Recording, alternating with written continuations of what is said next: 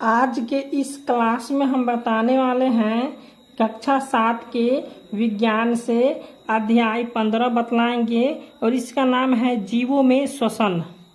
तो जीवों में श्वसन है इसका नाम। तो इसके सभी प्रश्न और उत्तर को हम बतलाएंगे।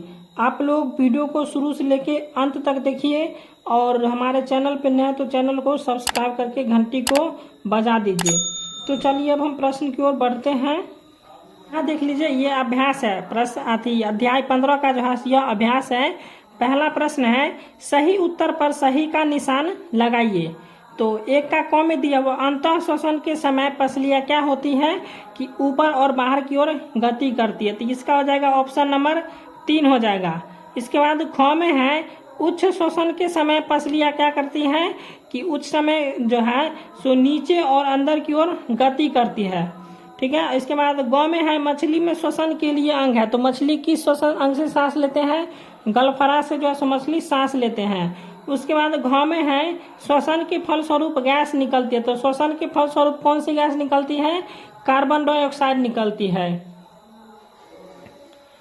उसके बाद दूसरा प्रश्न है, कॉलम ए के शब्दों को कॉलम बी के शब्दों के से मिलान कीजिए। तो यहाँ पे कॉलम ए है और इधर कॉलम बी है। ठीक है, इसको क्या करना है?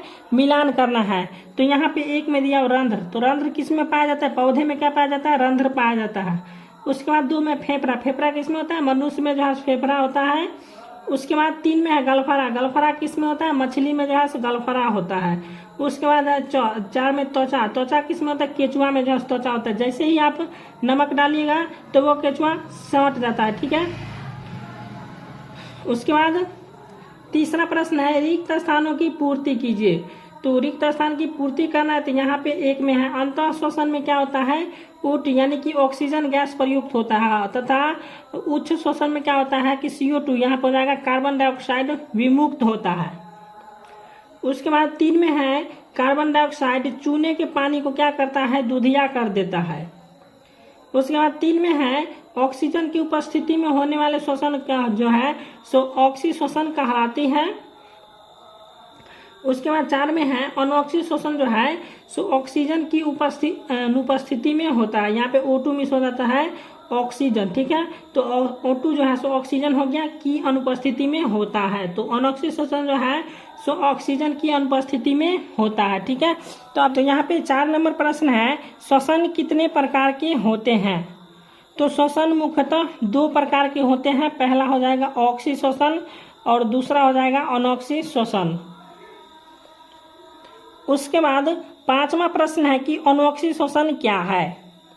तो इसका उत्तर हम लिखेंगे कि ऑक्सीजन की अनुपस्थिति में ग्लूकोज का अपघटन अनऑक्सी श्वसन कहलाता है और इस क्रिया के फलस्वरूप अल्कोहल, कार्बन डाइऑक्साइड तथा ऊर्जा प्राप्त होती है।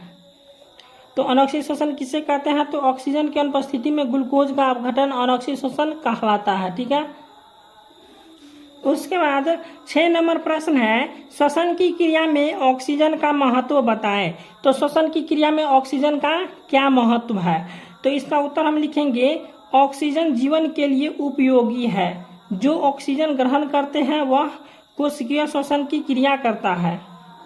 कोशिकीय श्वसन की क्रिया करता है और एंजाइमों की सहायता करता है और रक्त शरीर के विभिन्न भागों की कोशिकाओं में पहुंचाता है और ऑक्सीजन रक्त के साथ मिलकर क्या करता है? ऑक्सी होमोग्लोबिन बनाते हैं और ऑक्सीजन ग्लूकोज के साथ अभिक्रिया कर क्या करता है? CO2 यानी कि कार्बन डाइऑक्साइड प्रदान करता है और ऊर्जा होता है।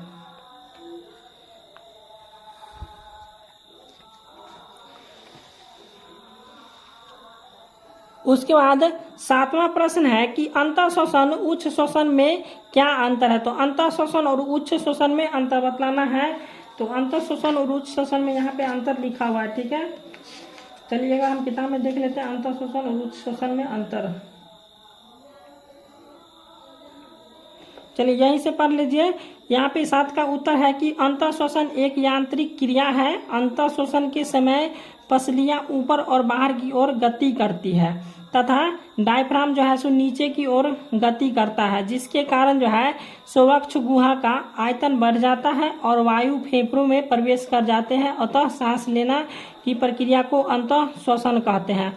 तो अंतःशोषण हम किसे कहेंगे कि अंतःशोषण एक यांत्रिक क्रिया है और अंतःशोषण के समय क्या होता है कि पसलियां ऊपर और बाहर की ओर गति करते हैं तथा डायफ्राम नीचे की ओर गति करती है, जिसके कारण वह जो है सुवक्ष गुहा का आयतन बढ़ जाता है और वायु फेफड़े में प्रवेश कर जाती है, अतः सांस लेने की प्रक्रिया को अंतःश्वसन कहते हैं। उसके बाद है उच्च शोषण। तो उच्च शोषण भी यांत्रिक क्रिया है। जब ऑक्सीजन फेफड़े में पहुंचता है तो पसलियां नीचे अंदर की ओर चला जाता है और डायफ्राम जो है सो पहले की स्थिति में आ जाता है और सांस बाहर छोड़ते हैं, अतः सांस छोड़ने की क्रिया को उच्च शोषण कहते हैं। ठीक है। इसके बाद 8वां प्रश्न है, देखिए 8वां प्रश्न। हाँ, 8वां प्रश्न है सांस लेने छोड़ने एवं श्वसन में क्या अंतर है। सांस लेने छोड़ने एवं श्वसन में अंतर बतलाना है। तो यहाँ पे सांस लेने छोड़ने एवं श्वसन में अंतर बतलाएंगे।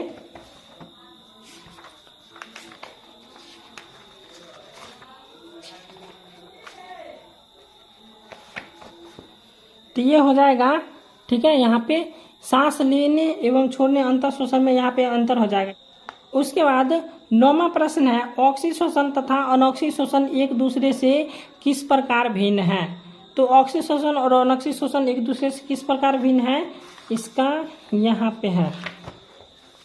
ठीक है, यहाँ पे देख लीजिए ऑक्सीशोषण अनॉक्सीशोषण। तो यहीं से क्या करना है आपको 9वां नंबर का लिख लेना है। ठीक है, तो ऑक्सीशोषण यहाँ पे हो जाएगा ऑक्सीजन O2 की उपस्थिति में होता है। ऑक्सीजन हो गया, ऑक्सीजन का सूत्र होता है O2। ठीक है, और उसके बाद इसका हो जाएगा ऑक्सीजन O2 की अनुपस्थिति में होता है।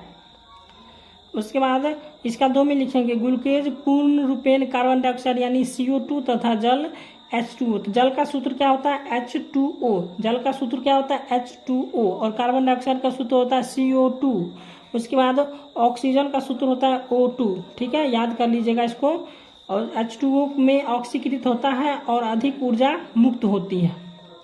उसके बाद इसका लिखेंगे ग्लूकोज इथाइल अल्कोहल तथा CO2। यहाँ पे हो जाएगा CO2 मतलब होता है कार्बन डाइऑक्साइड में टूटता है और कम ऊर्जा मुक्त होता है। ठीक है, तो ये समझ गए होंगे।